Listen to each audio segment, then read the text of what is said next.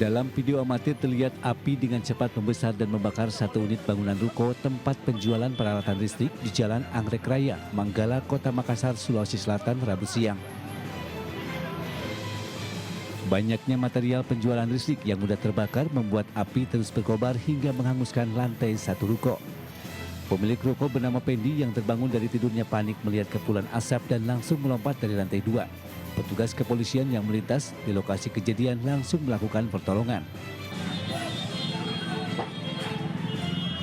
Petugas pemadam kebakaran Kota Makassar yang tiba di lokasi langsung melakukan upaya pemadaman dan menemukan satu penghuni rumah lansia berusia 75 tahun masih terjebak di lantai 2. Petugas pun langsung melakukan proses evakuasi korban yang sudah pingsan akibat menghirup asap. Proses evakuasi pun berlangsung dramatis karena petugas harus memanjat dan menjebol kaca jendela.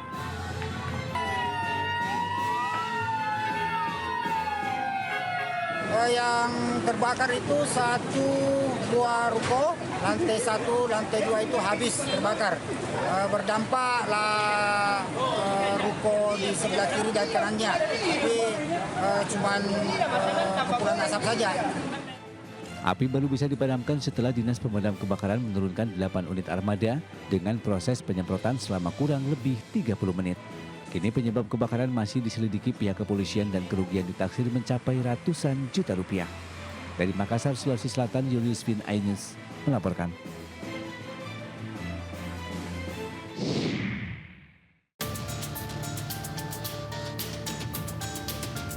Satu persatu jenazah korban kecelakaan maut bus ALS yang berada di Rumah Sakit Bayangkara Polda Sumbar Rabu siang dijemput oleh pihak keluarga.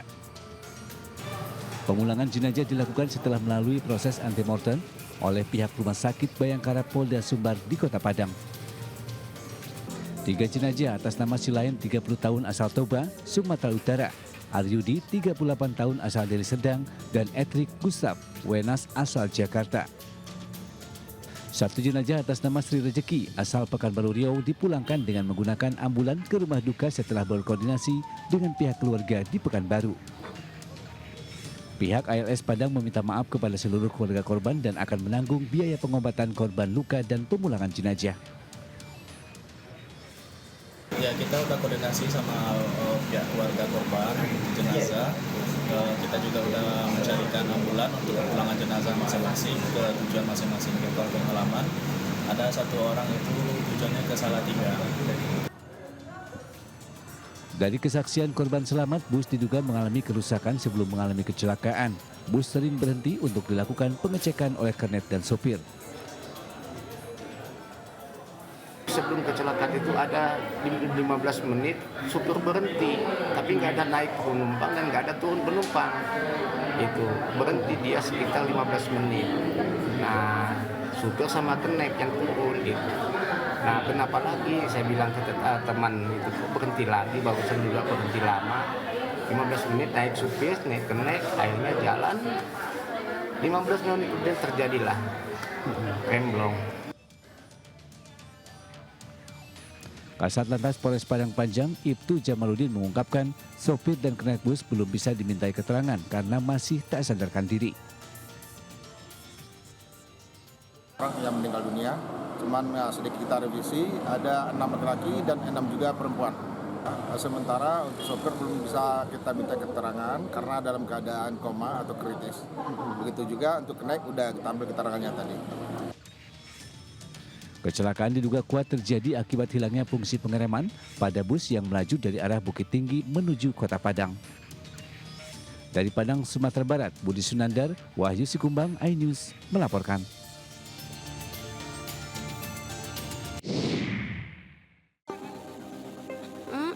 Kadang iya kan tikungan sini kan emang tajam nih kan.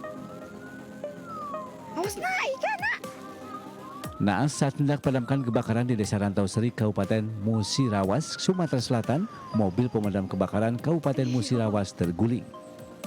Akibat kejadian itu, 4 petugas damkar luka-luka dan 1 petugas damkar meninggal dunia di lokasi kejadian tertimpa truk damkar. Kejadian berawal saat korban bersama 4 rekannya menuju ke lokasi kebakaran. Saat melintasi jalan turunan dan menikung, diduga mobil hilang kendali sehingga mobil terbalik. meninggal di tempat. Begitu mobil dievakuasi, kami langsung cepat ngambil korban. Kami tetap, aku datang sini lagi nadinya. Korban mengalami luka di mana itu, Pak? Apa? Lukanya di mana itu, Pak? Lukanya di wajahnya ada biru, terus tertimpa di belakang. 4 petugas damkar yang terluka menjalani perawatan di rumah sakit, sedangkan 1 korban meninggal dibawa ke rumah duka untuk dimakamkan. Dari Musirawas, Sumatera Selatan, Sudirman, iNews melaporkan.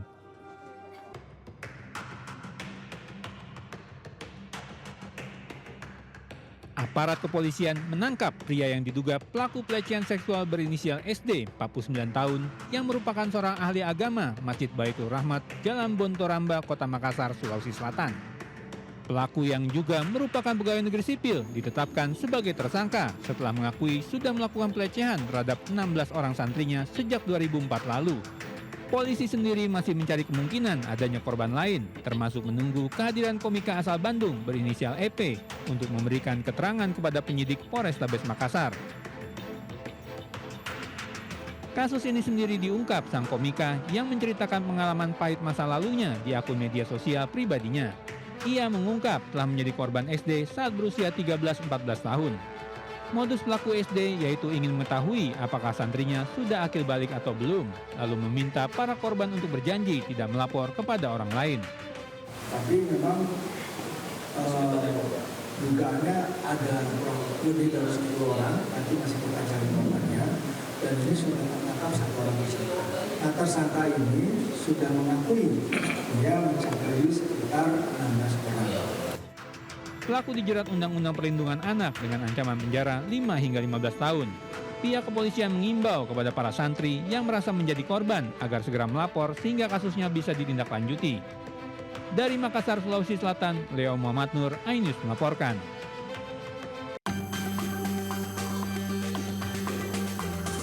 Anggota Komisi 10 DPR RI fraksi Gerindra Ahmad Dhani memenuhi pemeriksaan di Mahkamah Konstitusi MKD DPR RI. Usai menjalani pemeriksaan, Ahmad Dhani mengucapkan permintaan maaf setelah terbukti melanggar kode etik.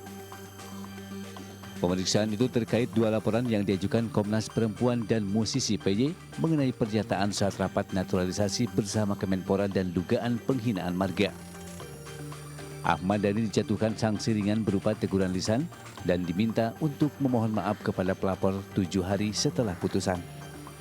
Menanggapi kasus ini, Ahmad Dhani juga memberikan pembelaan bahwa dirinya berbeda pandangan dengan Komnas Perempuan akan pernyataannya yang dinilai kontroversial. Sementara untuk dugaan penghinaan marga, Dhani menyatakan itu adalah kesalahan slip of tongue dan murni bukan kesengajaan. Ya, saya sebagai anggota DPR RI dari fraksi Gerindra ingin mengucapkan permintaan maaf kepada semua pihak, khususnya yang melaporkan soal hal-hal yang sudah dilaporkan. Saya sebagai anggota DPR meminta maaf, salah mengucapkan sehingga ada salah satu marga darah biru yang marah, tidak terima. Seumur hidup saya, lahir sampai umur 53 tahun, saya tidak pernah merendahkan, menistakan marga.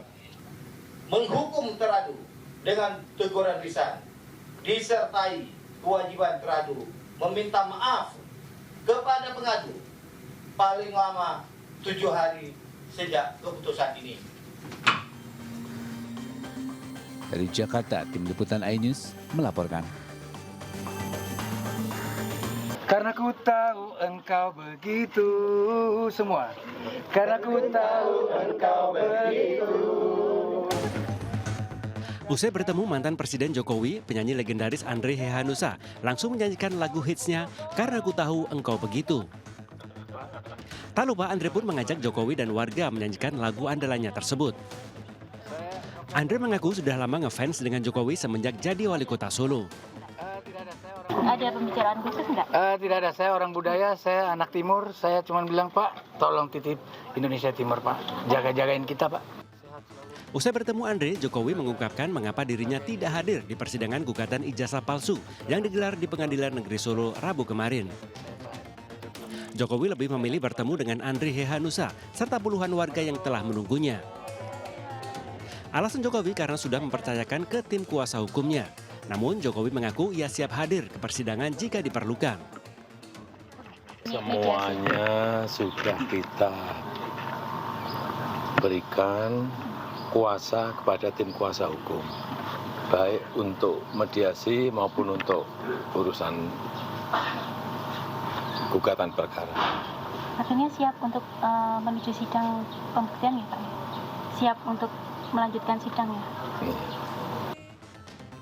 Di kesempatan yang sama, Jokowi juga menegaskan bahwa Prabowo bukanlah presiden boneka.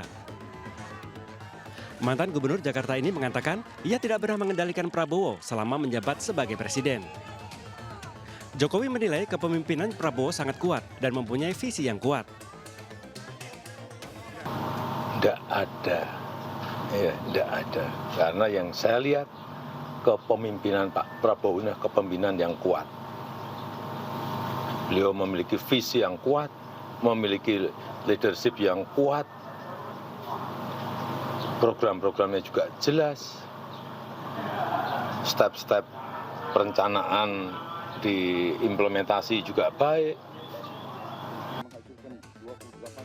Sebelumnya, saat rapat Kabinet Paripurna beberapa waktu lalu, Presiden Prabowo membantah dirinya dikendalikan oleh Jokowi. Prabowo menegaskan dirinya menghadap Jokowi hanya untuk berkonsultasi dan meminta saran. Dari Solo, Jawa Tengah, Septiantoro, iNews melaporkan.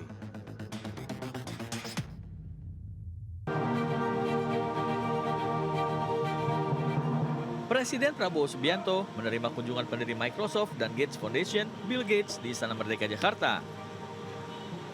Presiden memperkenalkan jajaran Kabinet Merah Putih kepada Bill Gates. Di antaranya Menteri Luar Negeri Sugiono, Menteri Komunikasi dan Digital Metia Hafid, Sekretaris Kabinet Teddy Indrawijaya, dan Menteri Kesehatan Budi Gunadi Sadikin. Prabowo dan Bill Gates kemudian menggelar pertemuan tertutup membahas isu strategis dan kerjasama di sejumlah bidang. Presiden Prabowo menyampaikan Bill Gates telah memberikan dana hibah lebih dari 159 juta dolar Amerika Serikat kepada Indonesia yang banyak dialokasikan ke sektor kesehatan. Dukungan beliau, bantuan beliau untuk Indonesia, tapi tidak hanya untuk Indonesia, untuk kepentingan manusia. Saya akan menggelar rapat Dewan Tanda Kehormatan karena saya ingin atas nama bangsa Indonesia memberi bintang tertinggi kita untuk seorang warga negara asing. You know, Indonesia is very serious about malnutrition, and we have a number of proven tools like what we call multiple micronutrient supplement that pregnant mothers can take instead of just taking folic acid and iron. They take a pill that actually has many vitamins in it.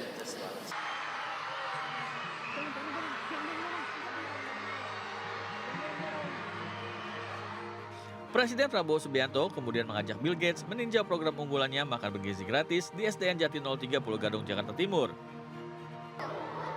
Prabowo memperlihatkan kotak makan stainless steel dan menu makan gratis yang selanjutnya akan dibagikan kepada siswa sekolah dasar.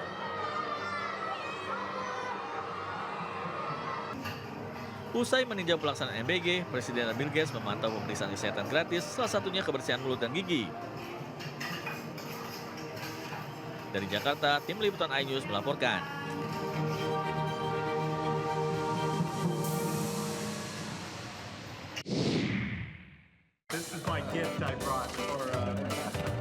Ada momen unik saat kunjungan Bill Gates ke Istana Merdeka. Tak hanya membicarakan potensi kerjasama Bill Gates di Indonesia, pendiri Microsoft ini juga bertemu dengan Bobby Kertanegara, kucing kesayangan Presiden Prabowo Subianto. Sambil tersenyum, Bill Gates menghampiri stroller Bobby dan menunjukkan sebuah boneka paus pemberian dirinya sebagai tanda perkenalan dengan Bobby.